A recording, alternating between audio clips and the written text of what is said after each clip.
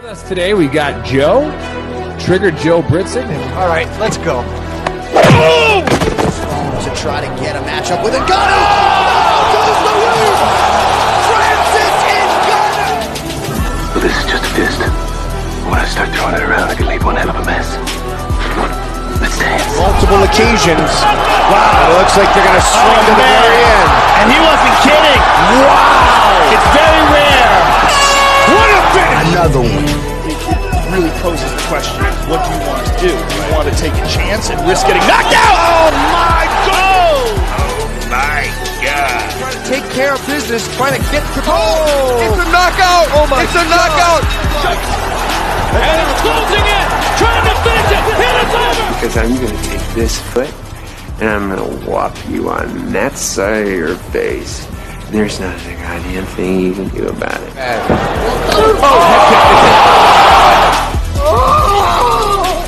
Buck is brought to you by Modelo.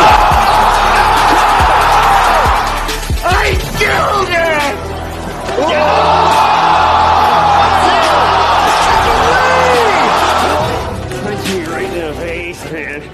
And we have a new nickname. Okay, we have William Send It 7 Pearson. All right, other than that, we used to call him Willie Pete. We used to call him the Mad Russian. For his opponent to be quicker on the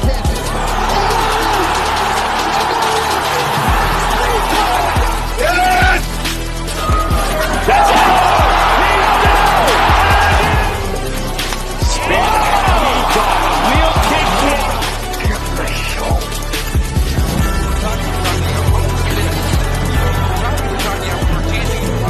Now you're gonna get it, Bobby!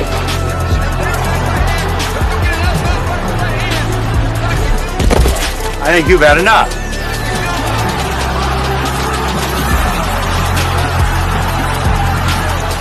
No? Now you've had enough. Bitch. Wow. How good is this?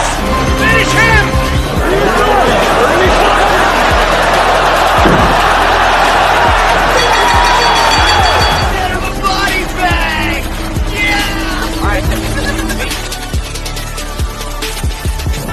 Another one.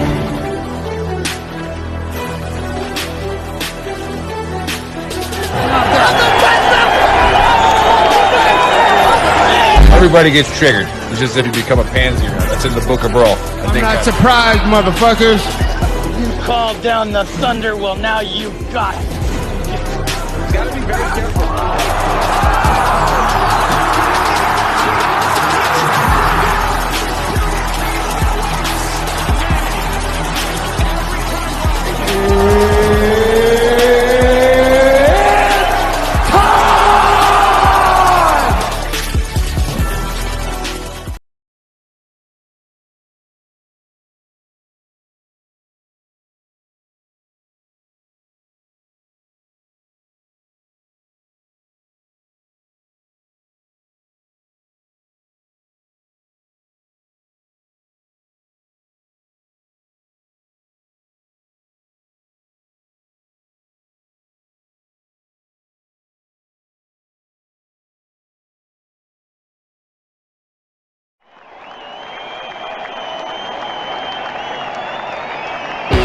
This is the Veteran Trash Talk Sports Betting Show with your hosts, Trigger Joe, Send It 7 Pearson, and the Big Earl.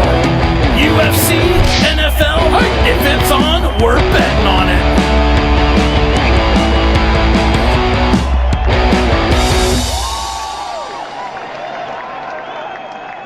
Trash Talkers, what's up, Gruntworks Nation? We are live with your UFC fight show. And, you know, I'm the Big Earl. Everybody knows that. And you know what? I'm a little pissed off because I don't got any money in my pocket. Because these two clowns, they cost me last Saturday, all right? Like, you know, and they normally don't do that. You talked to Sal Diamato about the main event. So we're supposed to be promoting on how good these guys are, and I don't give a shit. All right, like we live in the now. Already, what the fuck have you done for me lately? anyways, I did hit a 2-teamer in the NBA to kind of make my weekend kind of all right. But anyways, hey, sometimes this is a good lesson, life lesson. You gotta shake it off. All right, you just got it happened. All right. We lost money. All right. And we always talk about it, that the reason why Vegas has big buildings is because you usually lose. And it's just, it is what it is. It happens. Whatever. But all right, let's get down to it. We have a special guest picker who has volunteered to come in to the Trash Talk Arena and take on our 2 experts who only one person to this date has beat them. All right. And that was old Yako. All right. It was the guy that he started like the fight thing. He trains like all the UFC fighters and shit like that. So he was like calling all these fights like it was going to happen. And they did, because he trained all of them. All right. So that's the only guy. The guy is the head of security for 5-Finger Death Punch. Okay. Yeah. He knows how to fight. Yeah. He knows how to fight. All right. That's true, Drew. We're not gonna put too much pressure on Drew. Wow. But another reason that we got Drew on the show, some of you probably recognize him, all right, as a combat veteran, and his comedy tour is coming around Texas, and hopefully maybe a stop in Arizona. But we are going to promote the shit out of that. So go ahead and buy your tickets and just support it. Like, it's awesome what they're doing. And again, with Veteran Trash Talk, anything that you're doing to help veterans, we will 100% put it out. So Drew, what's going on, man? Next like 2 minutes is yours. What you got going on? Hola, amigo. Just promoting, trying to convince people that it's going to be a great show. Although I can see some doubt out there because they've never seen me do stand-up before. I think I'm going to deliver, well, not me, but myself, Al, Gonzalez, Raul, Sanchez are going to deliver a pretty funny comedy show for El Paso, Houston, and San Antonio. Working at getting that Killeen and Fort Worth soon. So hopefully I can get some dates going soon. But busy writing the content, busy scheduling out these events. And trying to spread the word and stuff like that. What I need to do is I need to start sitting down and memorizing exactly what I'm. I haven't even started memorizing any of my jokes, but hopefully I'll have some time here soon to start focusing on that and work on my delivery. I think it's going to be very important. Nick, let me say something real quick for like anybody watching that doesn't know Drew or hasn't seen Drew. I think one of the most important things in comedy is timing. And I've been watching his content for, years before we started the Trash Talk Hour. I was seeing his, what not to do as a veteran, and just the shit that you see privates do on Fort Bragg. He's made an instructional video about how not to do almost all of them, and his timing is great. And just the mannerisms, the faces, everything else. He's always had me laughing. So definitely buy a ticket, see this guy's show, and support him because. I've got faith you're gonna bring the house down, brother. Yeah, it's gonna be great, and we're pretty much just picking venues and VFWs or legions that are willing to open their doors to us, because it's the first comedy tour for me, and I know there's gonna be some kind of a buzz around that. So I want veterans to benefit first off of this. I want the VFWs or the legions that need help and need more members to kind of benefit off of this and bring some cash flow a little bit. All right, 100%. And like I had to go into a VFW in El Paso and slap him around a little bit. And I was like, I'm sitting there because, and I call it the VFW on almost every third show on the Veteran Trash Talk Hour, where I'm in a phone conversation with the head of VFW promoting in DC. And I'm sitting here like, he was like, how can we help you? I was like, help me. I was like, you guys are dying. And it's like let's get some of this newer shit in here. Like, what are you talking about? And so big shout out to Post. I think it's 812 in El Paso. And as soon as I started like lecturing him a little, it took about 2 seconds where he's like, what do you want me to do? And I was like, yes. Like, okay, I got things for you. So like the VFWs are great places for veterans to go hang out. And that's what Veteran Trash Talk is on the social media side, is a good place to go hang out. but nothing beats face-to-face contact. So, yeah, what Drew's doing is great. The beauty of it is the same problem. It's a history lesson when you go in there. It's awesome. But these veterans need they need some youth in there. And if you're a veteran who cares about the history and cares about joining the fraternity, I mean, that's what I always brag about. I was in a battalion that jumped into World War II, and we respected ourselves as being professionals, never disrespect that group of that came before you to make that name. So, most of those guys that are in there are from the Vietnam era and older. So when you go in there, it is a history lesson. But man, if we actually got out there in numbers and started supporting these places, it's such an untapped resource. Yeah. Yeah. Shout out to John Wayne, who was our battalion commander, 2505. Colonel, actually wasn't John Wayne, but he played it. Like anytime somebody wants to flex what unit was the best, I go, John Wayne, play your battalion commander. Yeah. I don't think so. Right. I don't think so. But all right. So, all right. Bill, Joe, what have you to say about last week? Let's start with Bill, because you guys, my kids have been eating ramen like the last 4 days. So, like, what's going on here? All right. First of all, if your kids are we'll rank on this one. So if you need me to jump on a grenade, you just tell me. After all of the money we've won you, if your kids are eating ramen right now, you ungrateful little bit. What else are you on? No one told me Gilbert Burns was fighting with one arm. Yeah. First of all, I didn't know Burns was going to walk in there with one shoulder working. That was a loss. I still think Cejudo was a close fight. Like we were talking about before, Drew had a good point. It is 2 years off the couch. Might have had something to do with it. But I didn't know Jessica Andrade left her chin in Rio de Janeiro. Yeah. Well, I don't know what the hell happened. I never thought Andrade was going to get she got put in the shadow round. Out. Yeah. She got racked. But fuck. Yeah, sorry, man. Yeah, no, it's all right. All right. Well, by the way, Kron Gracie, this isn't fucking no-gi, okay? You're not in a grappling tournament. That was embarrassing. That whole Kron Gracie thing really screwed my parlays up. Yeah. He looked like he was looking for the referee to be like, gi chokes work. It's like, no, dude, you're in a striking match. Like, that was embarrassing for the Gracie family. There is no gis when they don't have shirts on. So, whatever. But, okay. For those of you watching for the first time, it's probably not many of you, but if you are, all right, these guys are the experts. We got Trigger Joe and Bill Senator Pearson and a guest picker in Drew. Now, whatever the Big Earl says, do not listen to me. I pay zero attention to UFC. I don't care. Okay, like I used to call it underwear fighting. I pick guys based on their names. The underwear fighting championships in Iraq. What are you guys watching? Underwear fighting? That's great. The Packers are playing. That's hilarious. I pick guys based on their names and their jawline. Okay, other than that, I got no idea. Although you were really a lot closer to winning a parlay with my picks last week than were theirs. But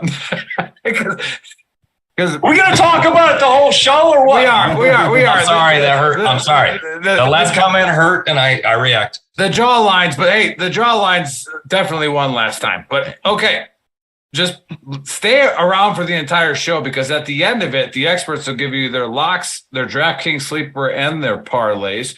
And that's the most important thing. That's how you make the big money. And again, the disclaimer, if you don't have money, don't gamble.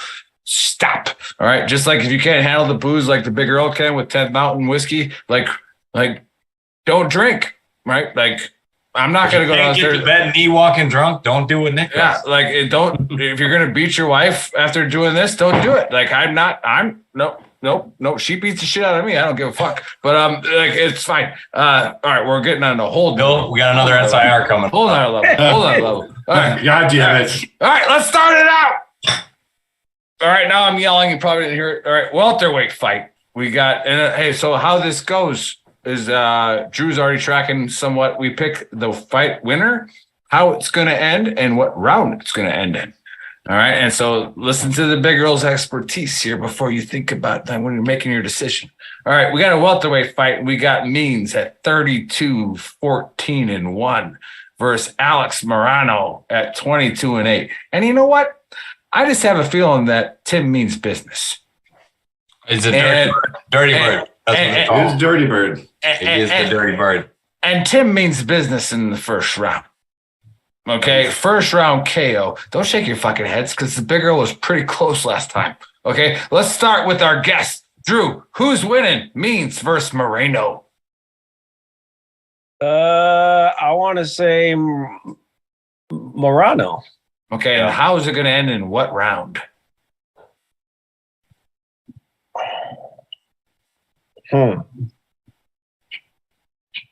Drew, you can also go decision. It's just 2 points if you get a right decision. But if you say first round, you get 3 points if it's right. I'll probably go with a. How many knockouts does Morano have? 6. 6? Mm. Yeah. It's weird how they know that right away. This is going to a decision. Okay. All right. I feel like Morano has a little bit of hope into his record, whereas Means might just be fighting just to pay the bills. Yeah.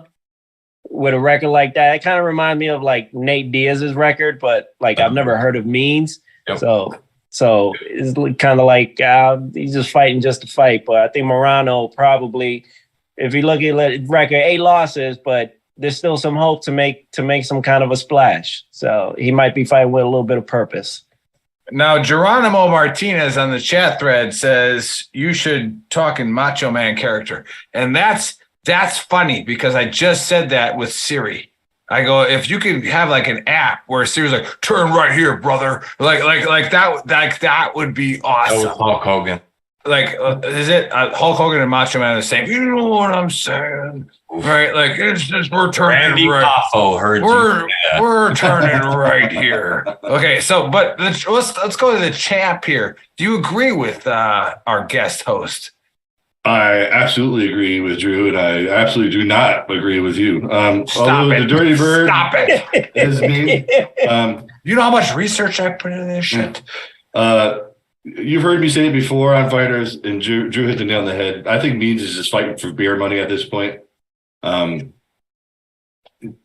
Morano still has a little bit of hope in there, and Morano has a really weird fighting style too that throws people off. And the other thing about Morano is he's really hard to put away. So first round knockout is definitely not happening. Actually, if you're going to do a parlay, Tim means business. He means business, so enough to the point where I think he'll do business all the way to the decision. And I think if you're going to throw this fight in a parlay, I'm going with Morano. He's actually on one of my parlays, but a really safe bet is to pick the over on this one. I don't think this one's ending in the first 2 rounds. I really see this being a decision. Like I said, Morano's hard to put away. Tim Means he's the dirty bird. He's a grinder. But Morano doesn't have that huge, that one punch knockout power that's going to put Tim Means away. I think this is just going to be a dirty fight for 3 rounds. It's going to be an entertaining fight to watch for sure. I'll put Morano money line. But again, picking the over on this one is a pretty safe bet as well. Nice. Like over 2.5? Yeah. All right, perfect. All right, Trigger Joe. What say you? Yeah, Drew said it for me. Morano, I'm going to show him some love here because this dude's fighting style drives me absolutely fucking bonkers. And that's my last point that I got on Bill was Ponzinibbio. That was like 6 months ago. But no, it wasn't. But anyways, Morano was winning that fight. Better. He was Bill called it. He said, he's coming off the couch, but he's going to make it a hell of a fight. And he did. He was winning the fight. Ponzinibbio had to have the 3rd round knockout to win that fight. Morano's won a stand-up fight with Matt Semmelsberger, which means he's going to be able to take anything Tim Means throws at him on the feet. He's just got to be careful of the submissions when it's early and there's no sweat. But Morano's 32 years old. He's fighting out of Fortis MMA, new camp. And I think this is probably his last big push at getting up in the top 5 and seeing what he's really made of. And Tim Means is almost 40 years old. He doesn't mind taking an L and getting a paycheck. And Morano has to have a win here. So I always tend to side with those guys. I got Morano by decision. Now, Genuine Martinez. Now, I got to ask you because he's commenting a lot. Is he the same OG or is it? Yeah. Like I haven't seen this guy normally on our fight show. Genuine. I got to know if you actually are genuine. Like that is a serious like handle you got there, and I love it. All right. And you know, Genuine had a reputation. I'm just saying. Yeah, he's saying I agree with you. He looks like he handles pain more. All right. Like, so but you also spelled Moreno wrong, but we're not going to hold you to that. All right. Hey, Justin Stevens on Gruntworks said airborne all the way, Fort Bragg forever. So. Oh my God. Get over it. Okay. Just fucking get over it. All right. No. Anyway, so it's Fort Liberty. All right. I'm going to say it even harder. You're Fort Liberty. Fort Bragg. All right. Like, so, oh my God. Here we go. Hey, those of you, that's a good plug for tomorrow. I will talk about the base changes tomorrow on the Trash Talk Hour. We're going to chat about that.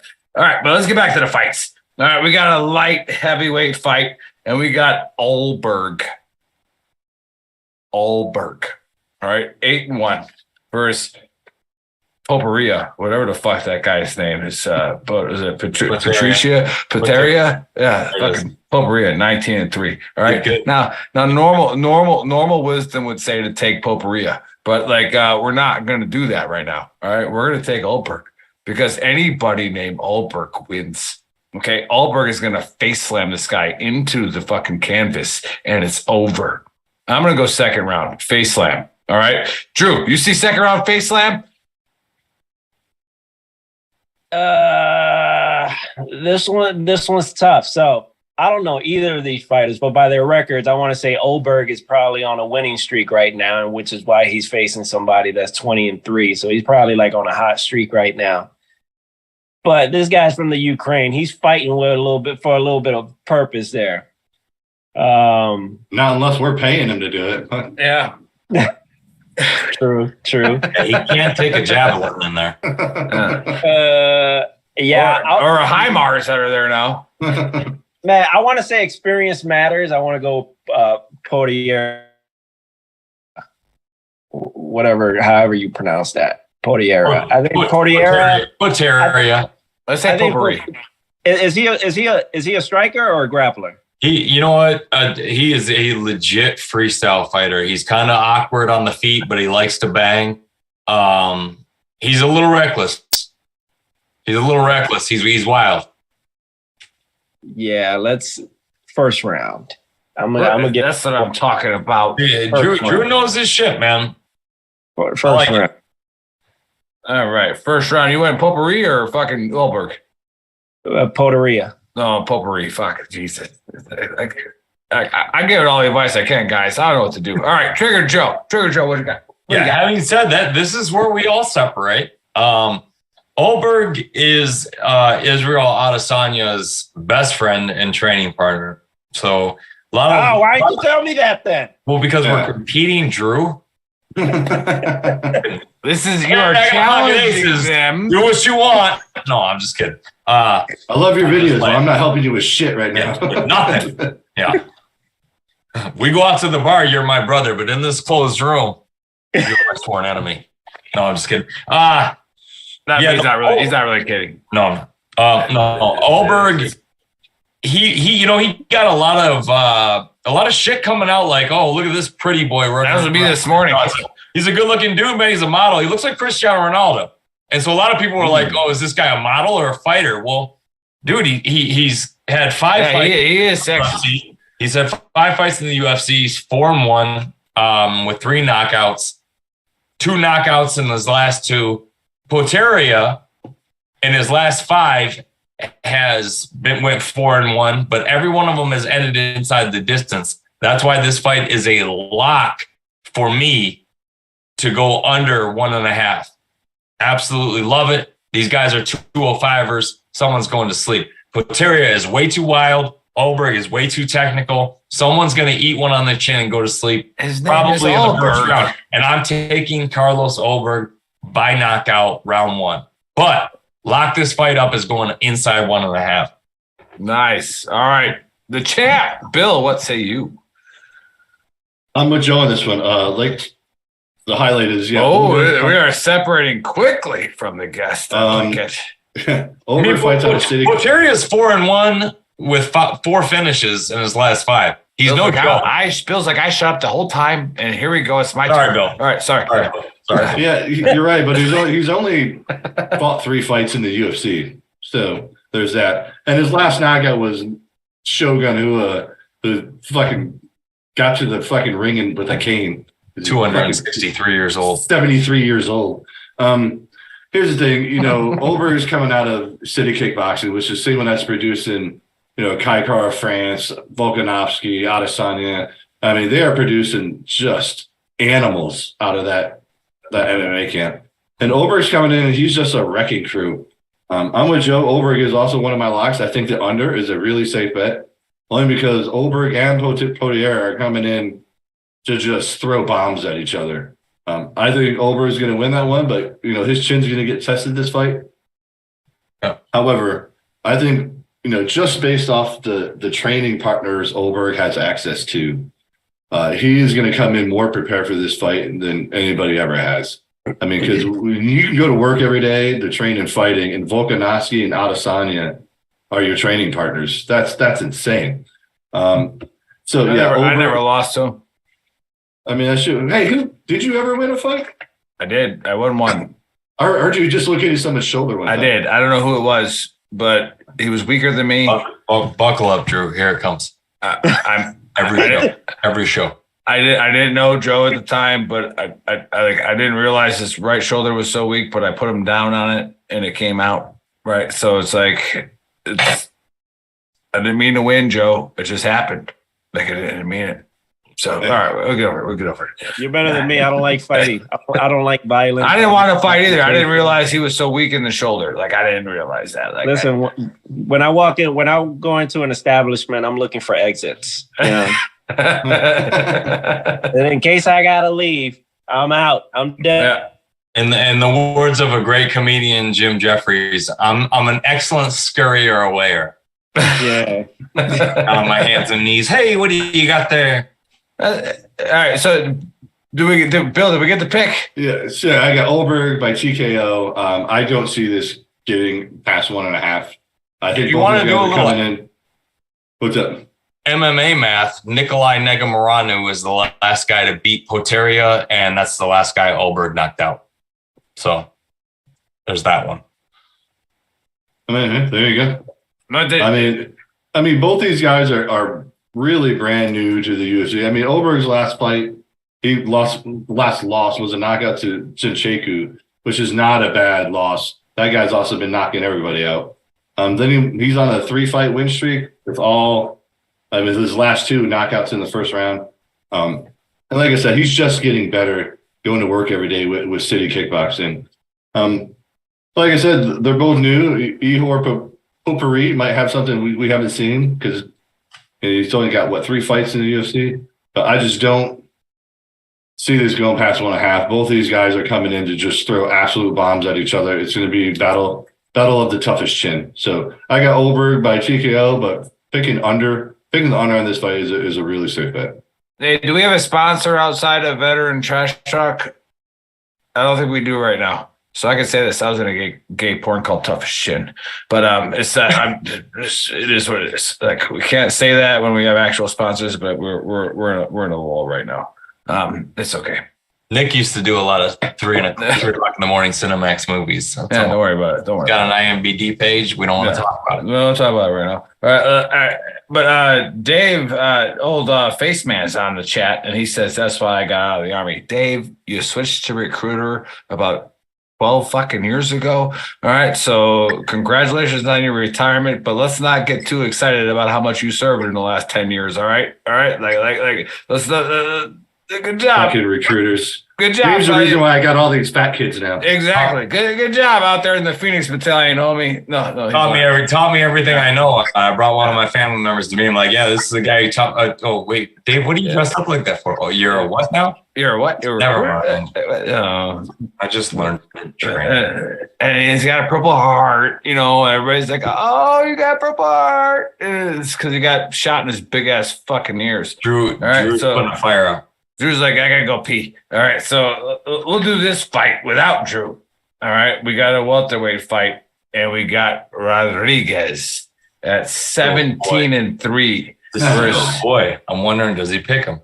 Versus Ian Gary at 11-0. All right. Now, did you get a sandwich? Was that Uber Eats?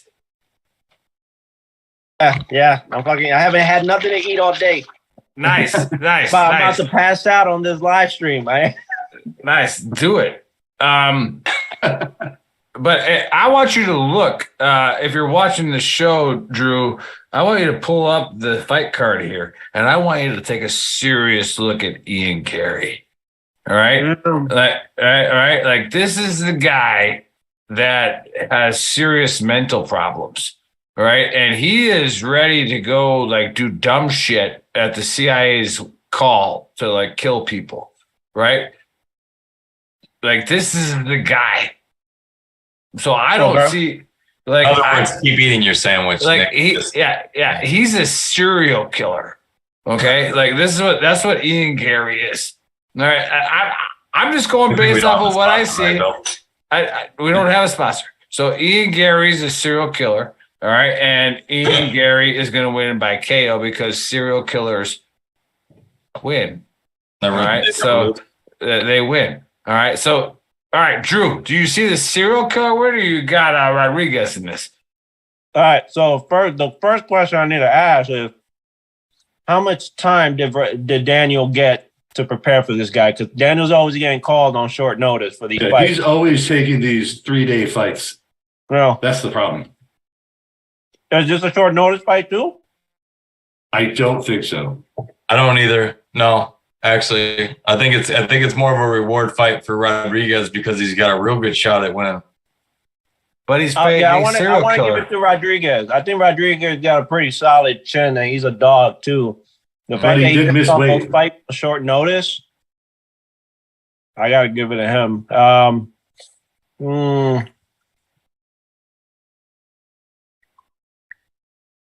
What kind of style is Ian? He's a grappler. He's more of a striker. Lean, long, athletic striker. Very, very young. Is he durable? We don't know yet. Hype train. I was in a game where he's 11-0. 11-0.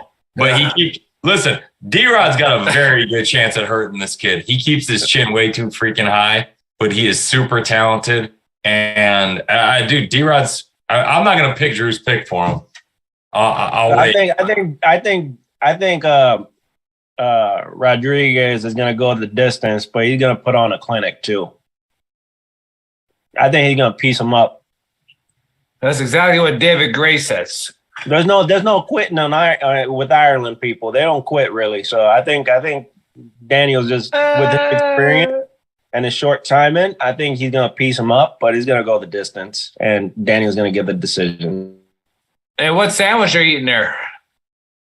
Turkey, bacon, avocado, lettuce, mayo, and some other shit in here. Where's it from? We can give him a plug. Which? I don't know what that is. That must be something from California. Dude, is that a North Carolina spot?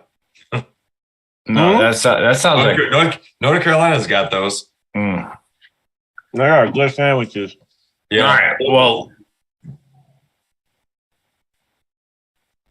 let's go to Bill.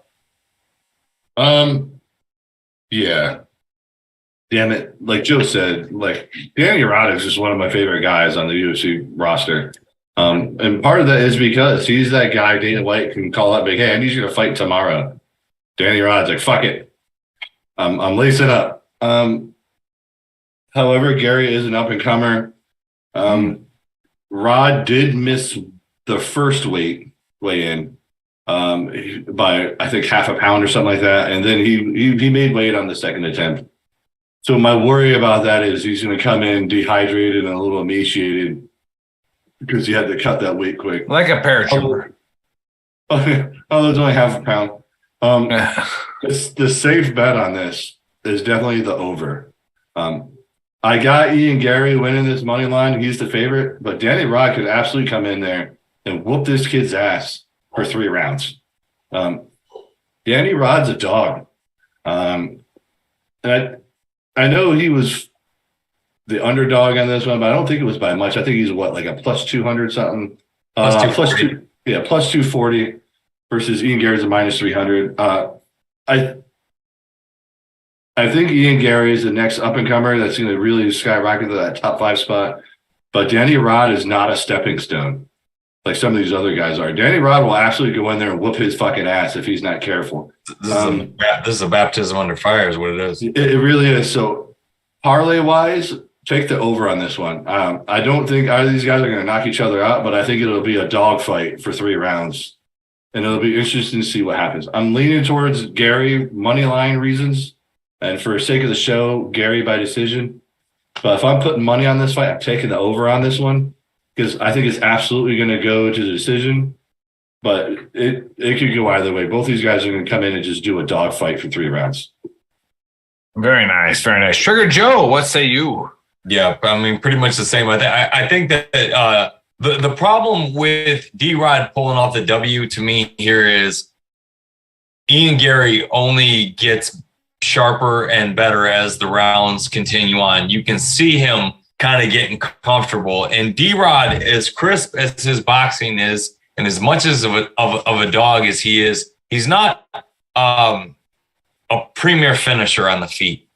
So I could see Gary getting rocked, going into mixed martial artist mode where he probably will have a ground advantage, getting up and getting back at range because he likes to strike as well. He just keeps his chin too high.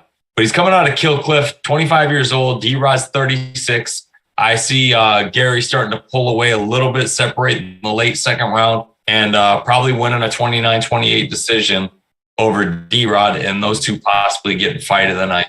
I see this being a really good one. And the only other option to that is D-Rod F's up a lot of people's parlays. And here's the thing, Gary's not finishing Daniel Rodriguez. Li Jing Liang, which is the last point Bill got on me, was D-Rod and Li Jing Liang, and Bill knows how fucking close that fight was. But if Li Jing Liang, it didn't put Daniel Rodriguez on his ass, I don't think Ian Gary's gonna. Not that there's a big separation in power there. I think it's very similar. So I see them going to a decision. I like the over 2.5 on FanDuel for minus 160. And that's the way I'm betting if I'm betting at all. But I'll take Ian Gary by decision, 29. And the thing with Danny Rod, too, is Drew hit on it, is his losses are deceptive. Yeah, he's got some losses, but it was when Dana called him on fucking Wednesday, said, I need you to weigh in on Friday and take this fight. And Danny Rod just took it and still put up a hell of a fight, really. He's never walked in there and been outclassed. Yeah, he just takes fights on 24 hours notice. And I mean, so a loss like that is deceiving because if he would have had a full fight camp, who knows how that fight would have turned out. His last loss was to Neil Magny, and he got subbed in the 3rd round where he had a 10 significant strikes advantage by 10. And he took that fight short notice. Yeah, and he lost in the 3rd round of a fight he was potentially winning. So this is gonna be, we're gonna find out what Ian Gary's made of. And if he's made of what they think he is, I think he wins by decision. Man, I blacked out what just happened. We're good. Anyway, so the comments on the thread. The comments, oh, you got your bottle. Nice. I got my bottle. So nice. You, nice. Yeah. The comments on the thread say that Drew is killing that sandwich. He is crushing it. Well, the man is hungry. All right. So that's usually what you do. Before we get into the co-main. And you got a dream to be at the Comedy Store on Saturday night. You eat what the fuck you want, okay? Drew likes turkey, bacon, and avocado, if you weren't listening. Yeah. Anne's got a vision. But before we get into the co-main, let's give a big shout out to our sponsors that technically don't sponsor this show, but they give us free bourbon. And Bill just showed you all right, 10th Mountain. All right. They are the care packages they send out. They technically sponsor us for about $1,500 a month. Yeah, exactly. So like it's pretty good. Like their bourbon and their brandy and their vodka, all that stuff. I mean, I'm telling you right now, it's legit. Drew, right? You can take that bourbon. You could take that bourbon anywhere, and everyone will be impressed. It's so under the radar, good. Yeah. It's incredible. 10th Mountain Whiskey, their bourbon is incredible. No. And we're trying to get them to come down to that show in El Paso for another. I'll try it if they get down there. Yeah. Obviously, that'll be a pretty easy connection once they do it. But those are good dudes there, man. They put their money where their mouth is. Before we get into the co-main, Drew, what do we got going on? Where are the next steps and I'll keep talking till you're done chewing. But where are the next steps in your shows? What are the locations? What are the times? What are the dates? It's 100 chews. You got to have 100 chews. Yeah, you must be an aerosol guy, but that's fine. No, I like to taste my food, so I'm not in a rush to swallow. Paul. I'm just saying, it must be an aerosol guy. Nick was in a movie called I'm Not in a Rush to Swallow. Yeah. I'm not going to say it. I'm not going to say it. It's actually better because usually when Nick eats a sandwich, he holds it with one hand and pushes his head down with the other. No, it's usually two hands and eye contact, Bill. We know this. We know this. He bites one end of the sandwich and then he like tickles the other end for some reason. I don't get it. All right, so it's El Paso, June 30th. The show starts roughly at 8:00. There's 20-minute pieces. Al's gonna do 20-minute. Raul's gonna do 20 minutes. I'm probably gonna go a little longer. I like to improv a lot, so I want to engage with the audience and interact and stuff like that. Then the next one, I'm working on Colleen for July 7th. That's kind of already sealed, but we're waiting on the MWR. And if I'm giving them one more week before I seal it with Colleen, different venue. This veteran, he owns a theater. He's pretty much handing it to us, which is pretty cool. Then I'm trying to get Fort Worth the weekend after that, but I don't know if that's possible. It's really hard to get in touch with VFWs or Legions out there in Fort Worth. I don't know why it's so hard, but it is. Yeah. So where are you at with Fort Hood? Like, I'll call General Bernabé tomorrow. Like, and like, we'll be like, hey, are you using the MWR or are you using the VFWs there in Fort Hood? Because they suck. Fort Hood is supposed to be the MWR. Okay. So that's okay. All right. I can get Cavazos. Fort Cavazos. Yes. Excuse you. Yeah. Fort Cavazos. Yeah. So I'm trying to get that. And I've sent out like 3 emails already asking for an update. They haven't responded back, so I'm just like, I'm gonna give them one more. No, I'll get you Hood. Yeah. I can get you Hood like that. So like that's again, anytime you bring in a good leader to Fort Hood, they just get put on investigation because like why would you fix anything that's going on here? I don't know. Maybe because everybody that place. So bad. I don't know. I mean, and shout out to Cliff Burgoyne. All right, Sergeant Major just retired out of there. Tremendous leader. As soon as he got down there and started talking about standards and discipline, started getting freaking rousted out of there. And like, Cliff, we're with you. That's a terrible assignment to retire out of, but you did it and you did it well. Love you, brother. Great job. All right, let's get into the co-main. It's a light heavyweight fight. Smith is 36-17 versus Johnny Walker at 20-17. Now, I'm going to call this by disqualification. All right, this fight is going to end by disqualification because Johnny Walker has invaded the water source of Smith. And when he stumbles out in the second round and falls over, it's because there was Johnny Walker in that bottle. All right, so DQ, intoxication. Never happened before in the UFC. It's happening tomorrow. Put your money on it. Drew, what say you? Was Johnny Walker's last fight the fight he got knocked out in? No, he knocked out, was it Krylov or Paul Craig? Paul Craig. Yeah, Paul Craig. So he recovered from it. He bounced back, and it didn't affect him. Dude. Then Johnny Walker for the win. I think Anthony Smith is on his way out. What round you calling? Or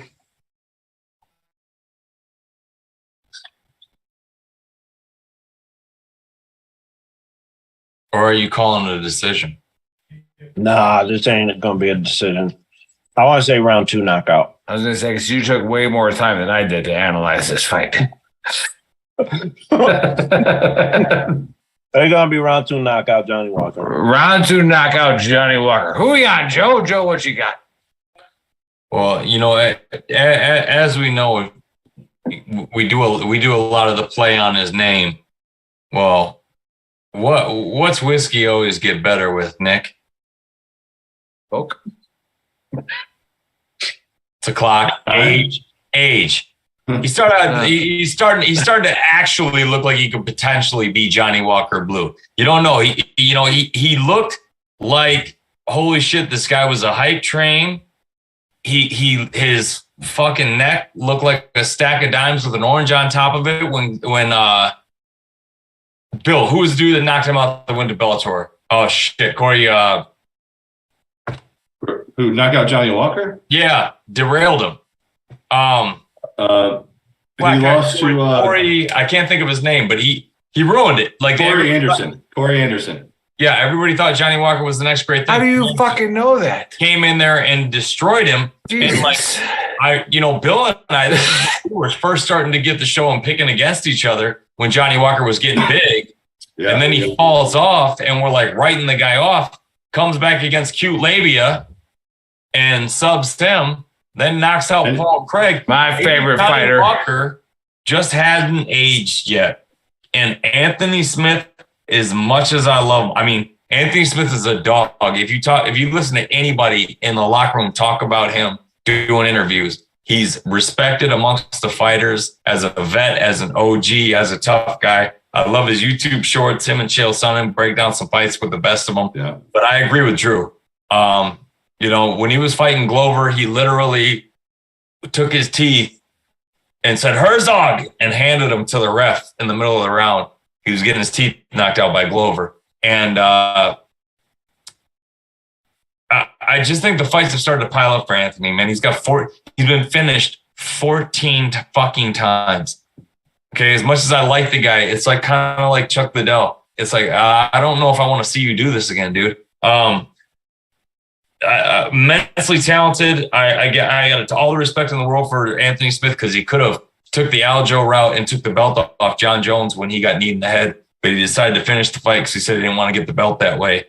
And I just think that this is it's the first time Anthony Smith is going to have a 6-inch reach disadvantage. Johnny Walker's got 82. Yeah, he's got gorilla arms. Inches of 82s. And Anthony Smith, like I said to Bill, has just looked a touch softer in the weigh-ins, and a touch stiffer in the striking, where he's not real. He seems like Drew said, he's on his way out. And unfortunately, my gut's telling me Johnny Walker by knockout, and that's what I'm going to pick. And either that or Anthony Smith's going to win a bunch of parlays. Keep in mind, this is a pick'em fight. There is no favorite. That's how much people respect Anthony Smith's skill set. Yeah, I was a co-star in a movie called Used to Be Stiffer in the past. So we're not going to talk sponsored by Pfizer. I got Johnny Walker by fuck, man, I don't even want to see it happen. That's how much I like Anthony Smith. But I got Johnny Walker by second round knockout. Could go to the cards, but the champ. What say you? Fuck, I hate this fight. Because I'm also a huge Anthony Smith fan. He's just a dog. I love that type of fighter. Johnny Walker came in. It was a huge hype train. Corey Anderson slept him, and then I think Krylov took him to a decision. Came back, knocked out Ryan Spann, who had his little hype train going. Then he comes back and loses Thiago Santos, gets knocked out by Jamal Hill, which is not a bad knockout. That guy's been ending a lot of people. But now he's back on this 2-fight win streak with Cute Labia and Paul Craig. So the problem with this fight is I don't know which Johnny Walker's showing up, and I don't know which Anthony Smith is showing up. Because Anthony Smith's last fight was getting slept by Ankalaev, which is, again, not a horrible loss, but you're still getting, TKO'd.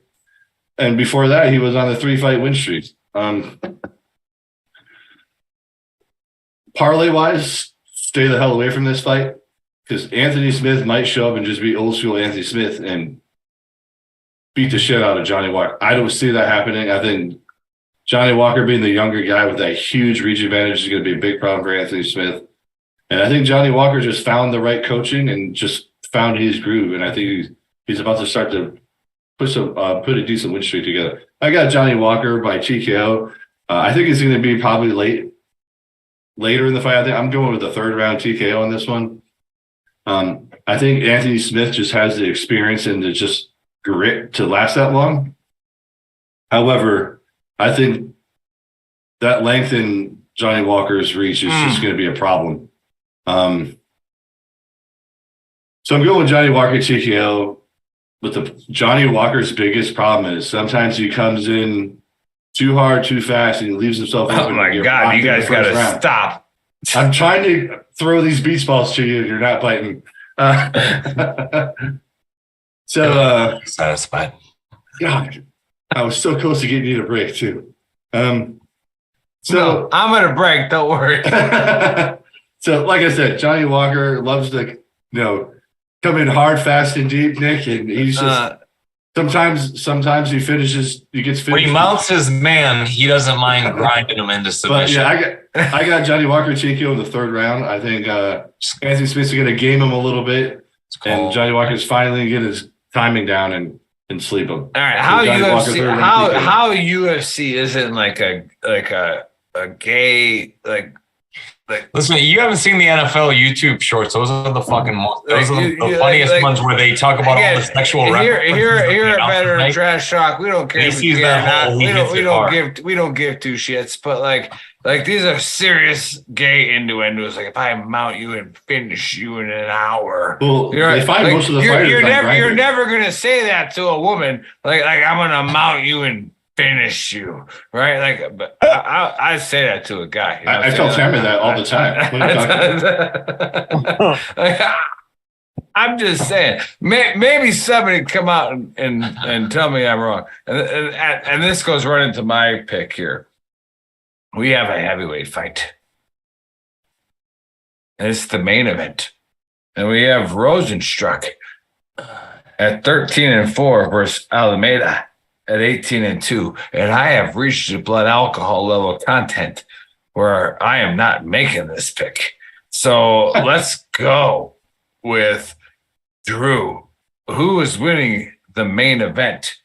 Rosenstruck 13-4, Alameda 18-2. Wait, you got to bring it up. I got to see him. I don't see him. Well, you can yell at the Asian for that, the fake Asian. Did you how? This should be up now. This is a weird one, man. It's there. Okay, I see it. This one looks close. If you remember Almeida, he was the one that just won his last fight against that. What's his name? Shamil Abdurakhimov, where he just gave him a clinic on the mat. I mean, he just rode that dude's back for 2 straight rounds, and just the guy didn't know what to do. Almeida is a vicious ground guy who also has power on the feet. So obviously, I'm telling you ahead of time, I'm picking Almeida on this one, but the clinic he did to Shamil was impressive. And what's Rosenstruck? He's a big striker. He's a bitch. He just throws a heavy left. Rosenstruck, I ain't lost to none of y'all. Let's go. He's a striker, and Drew, when he gets on the ground, he will be like a turtle on its back. He doesn't have a ground game, and Almeida's a vicious black belt. See that head move? You ain't hitting that. But there's a 30-pound weight difference. Drew, if you're watching, there's a 30-pound weight difference. Almeida's one of those few guys that can't get bigger than 230 that is not allowed to fight at light heavyweight because he's killing people. So he's given up. He's that strong. He's juiced to the gills, but he's that strong. And if he gets this fight to the ground, Rosenstruck is going to be like a fish out of water. But Rosenstruck hits him, and it's over. He can't finish anybody. I'm going to go with Rosenstruck. It's a gamble. I'm going to go with an upset. Yeah, big upset. Yeah, I'm going to go with Rosenstruck. That's what I'm talking about. And I don't think he's going to last very long. So if he gets lucky and throws something and lands, that's going to be the upset. And if it's early, Yeah, I could second round top. He's going to clip him, and that's going to be the end of it.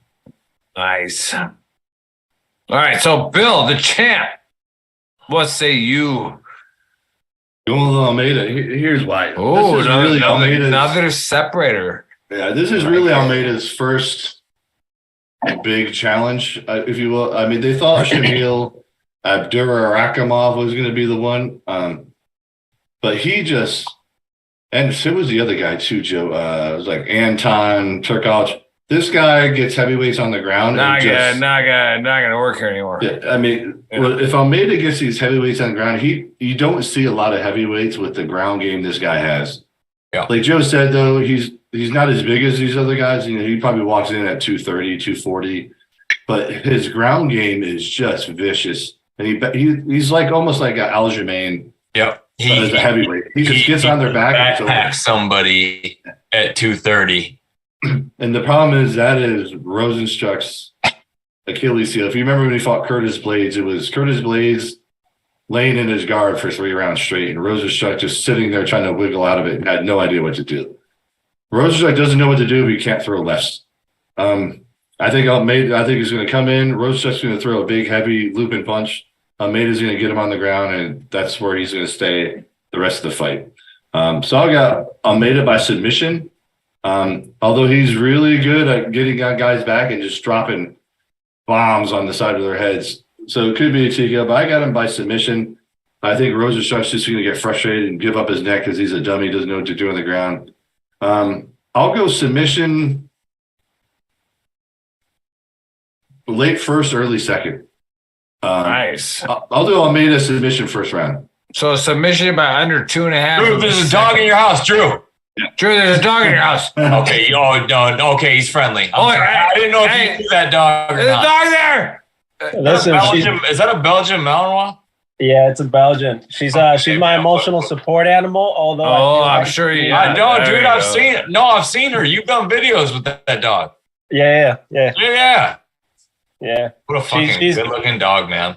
She's the one that needs the emotional. So just draining my energy. Yeah, Joe, what say you on the main event?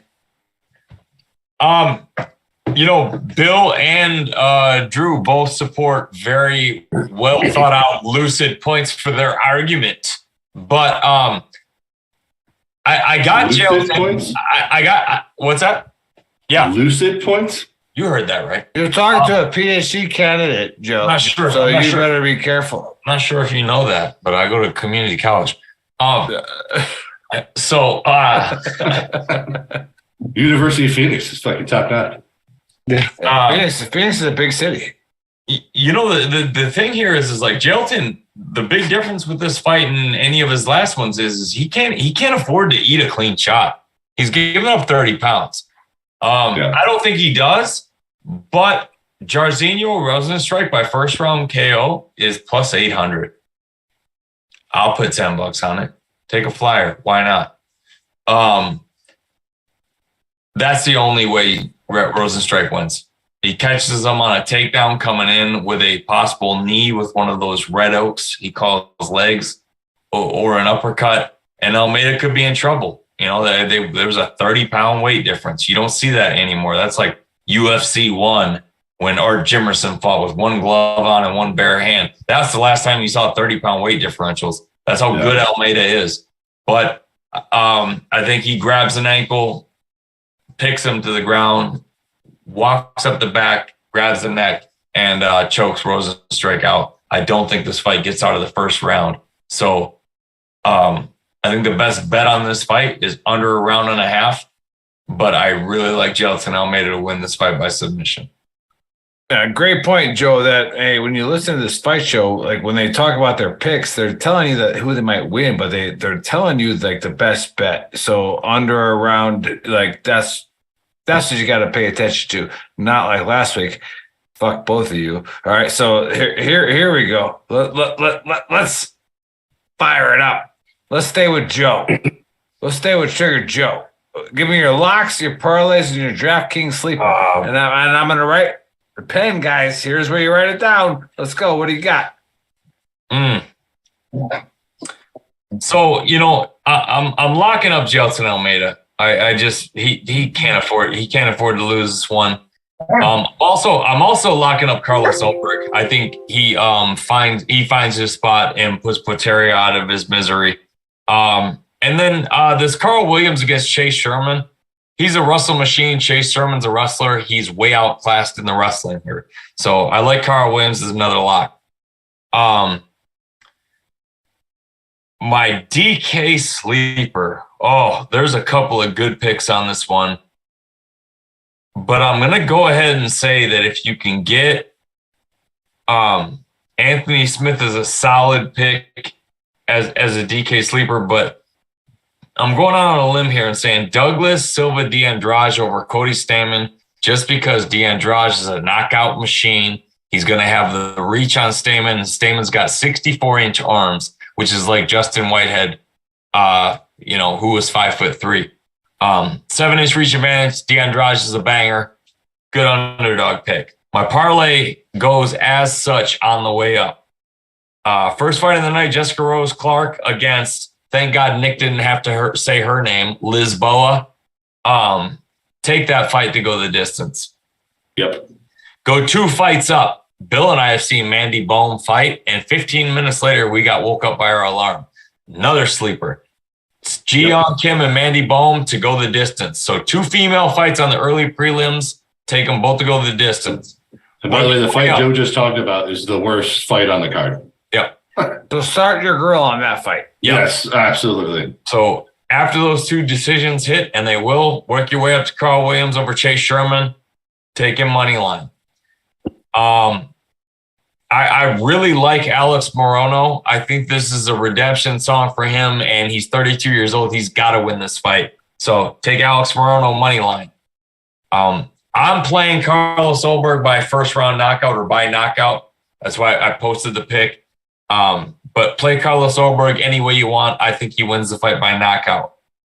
On the way up, where did we go? That's it. I mean, Jelton Almeida by submission. Nick, how many fights do you got written down? I got Almeida. Like I said, I write chicken scratches. I'm hammered. So we got Almeida over Williams. You got some kind of over and a Lisa fucking something kind of fight. No, that's right. That's right. Yeah. All right. So the 2 female fights on the prelims to go the distance. Carl Williams to win money line. Morono money line. Ulberg. And then Almeida. I'm not going to F around with the D-Rod. So a five fighter. I got Moreno. 6. I got Moreno and chicken scratch. 6. I got Moreno, the over under, and the fucking whatever that is. 3 on the main, 3 on the prelims, buddy. Okay, all right, got it. All right, boom. Hey, those of you watching, rewind it. All right, so Bill, please, locks, parlays. Okay. All right. Something I can write down. Where I disagree with Killing me, Joe. Joe. Killing me, Joe. Joe, the only reason I disagree with you a little bit on your part is that first fight, the Rose Clark Lisboa. Those girls like to lose in the first round. So the distance on that one might be a little scary. However, listen to that, Joe. They also both suck. So there's that. All right. So my locks are Mandy Baum, Lynn to go the distance. Lynn is on a 5-fight losing streak, all decisions. Baum is on a 2-fight losing streak, all decisions. These 2 are just horrible, and they love to lose, and they love to lose decisions. Don't watch this fight. Go make a snack. Take a long shit. I don't care what you do. It's going to be more interesting than that fight right there. But that fight going the distance is my lock. Another lock, is Joe talked about, is Carl Williams. I think he's going to go in and just wreck Chase Sherman. Chase Sherman's another one of those guys. I think he just fights for beer money to take to the local VFW. Like, I don't know why. And Williams is a legitimate high class wrestler. Yeah. Like, I don't know why Chase Sherman continues to fight. I wish he would stop. Stop it! But he makes for great betting. Take the toilet to the carpet. DraftKings sleepers. I got 2. One I'm actually putting in my parlay. This is Brian Battle to take his fight. He's fighting on the undercard. Yeah, good fight. If you want to get ballsy on a DraftKings sleeper, Danny Rod is a safe bet to just throw $10 at. He's a +2 something underdog, and Danny Rod's a dog. So if you're willing to just, depending on how your fights are going and how you're hedging, throw some money at Danny Rod. He might take that fight. For my parlay, I'm gonna bounce around a little bit because I was writing shit around, but I got Yao Kim and Mandy Baum, the over. Brian Battle, Williams, Olberg again, Gary. Take Tim Means, not take that fight to go the distance. Wait, which one? 2.5 on that. The Means of Morono. Take the over on that one. I think that's a real safe bet. If you don't want to take the over on that one, take Morono. And then take Almeida to top it all off. So I'll say it one more time. Yao Kin Lin over, Brian Battle, Williams over, Gary, Morono, either take him money line or the over, and Almeida.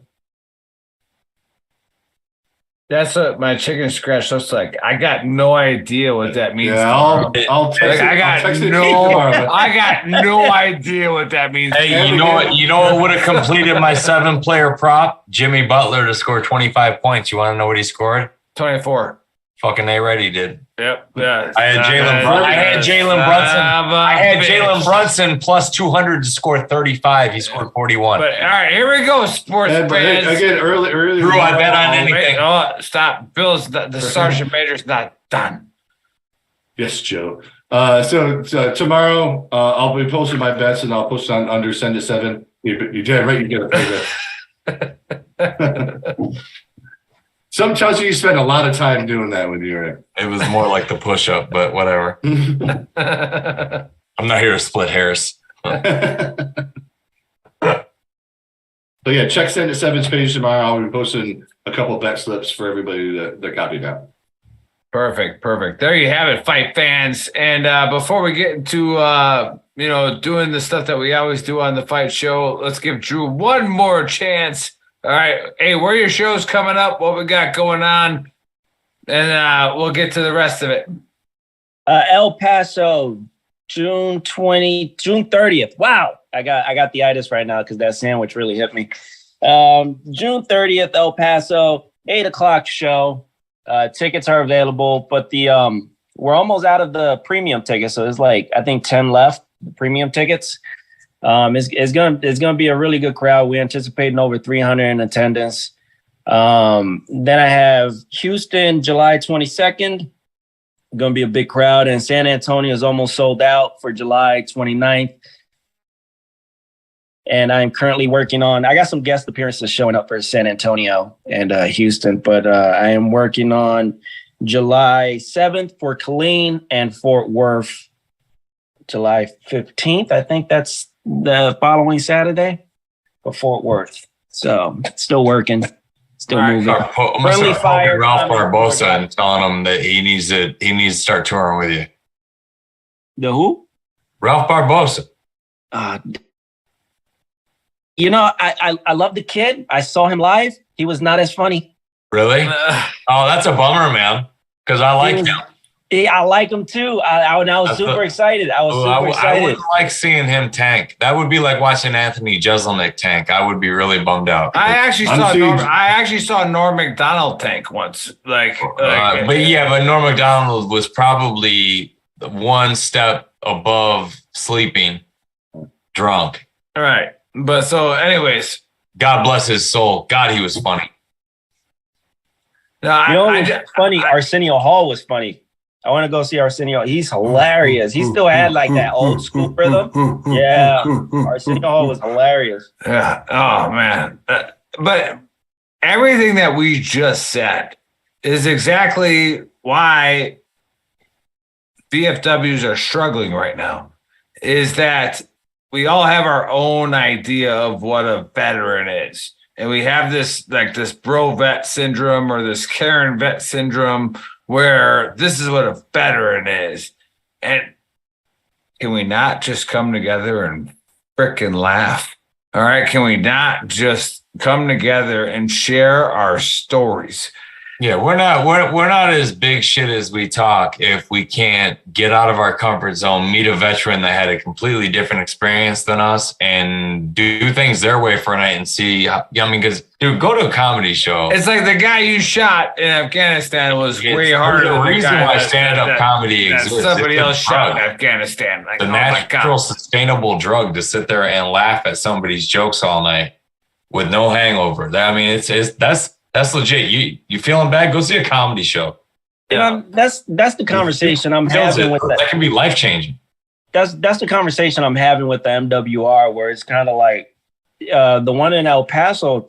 She told me, she said they've been looking at doing more comedy shows. They have more on, and apparently he completely bombed. And I was like, well, what is he going to tell them? What's Martin Lawrence going to say to them? Like, let's be honest, Martin Lawrence is a black audience comedian. You know, you got to put a veteran in front of that understands their experience. What kind of veteran was he speaking to? This is a VFW?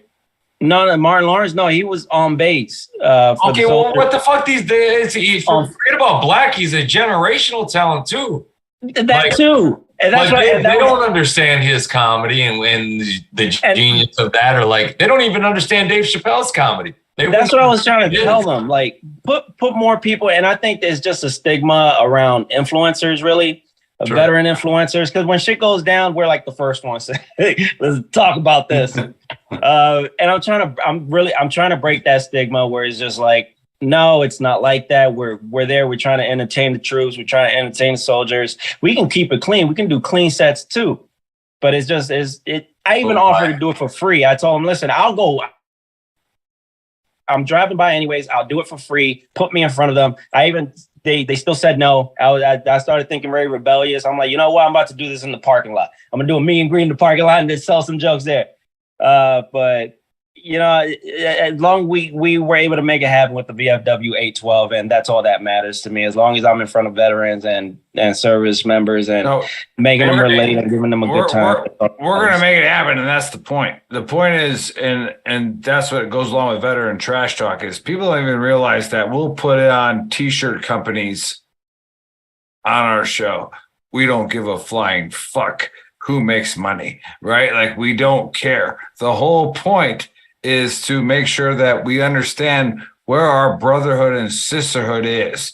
And what Drew is doing with the comedy tour is what you just heard. So again, support it. Let's do it. Let's make it happen.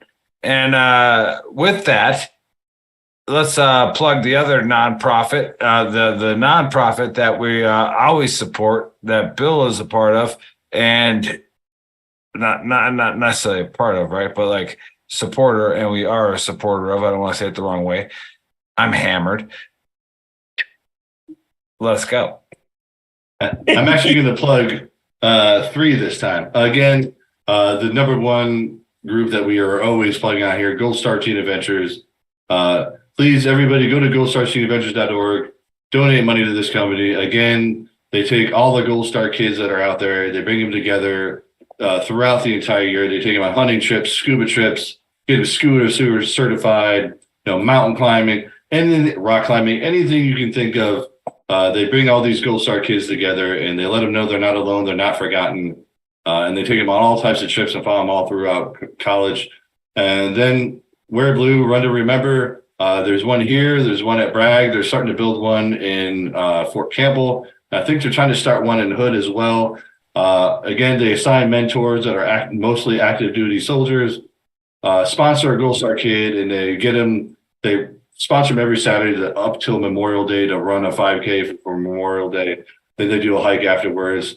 I actually am not going to be able to run with my Gold Star kid on Memorial Day. You pansy. Nothing to do with me, but thank you. Yeah. I'm going to plug the third one, which is a little bit bigger. The Gary Sinise Foundation has actually sponsored my kid's family, and they are flying a bunch of Gold Star families out to Arlington on Memorial Day to see their fallen parents' headstones. So hats off to Gary Sinise. My Gold Star family has 8 kids in it. So, just their family alone flying, out 9-10 people out to Arlington Memorial Day, show them a good time. Hats off to Gary Sinise. He's always taking these kids to Disneyland and Disney World as well. So Gary Sinise Foundation, Wear Blue, Run to Remember, and as always, GoStarTeenAdventures.org. Perfect. Yeah. And as we all know that we had Scott Mann on our show with Gary Owen as well. Sorry, not Gary Owen, Ben Owen. Ben Owen on with Gary Sinise. What he's doing with that platform is awesome. So let's get that rocking and rolling, and everything we can do, we'll do it. And it's a lot of fun. So but we have Tom Campbell coming on tomorrow morning. All right, he's the Shaw of comedy. All right, it's going to be fun to have this redneck on there talking about it. But before I close out, Joe, what you got? No, I was just going to ask Drew, are you familiar with the story about the night they told Dave Chappelle at the Comedy Store it was Dan Cook's night? Mm-mm. Okay, well, this is just a little inspiration about believing in yourself because, dude, I've seen your content. You're fucking funny. I mean, you've got that talent that can communicate. But Dave Chappelle called up the Comedy Store, which was the venue, and said, "Yeah, I'm gonna come through and do it for this." And they're like, "Well, only do a tight 10 because it's Dane's night." So Dave goes up there, and keep in mind, like Kevin Hart told the story, Chris Rock, there were people in the crowd that saw this. So he goes up there and kills it for 10 minutes and goes, "Hey, just so you know, for the rest of the night, I'm going to be in the parking lot smoking cigarettes doing comedy." And walked out, and fucking nobody saw Dane Cook that night because the party was packed watching Dave Chappelle. And there's a lot of people that were in comedy that was a legendary night where they told Dave, "It's not your night, it's Dane's night." And then he's like, "Well, maybe because you say so."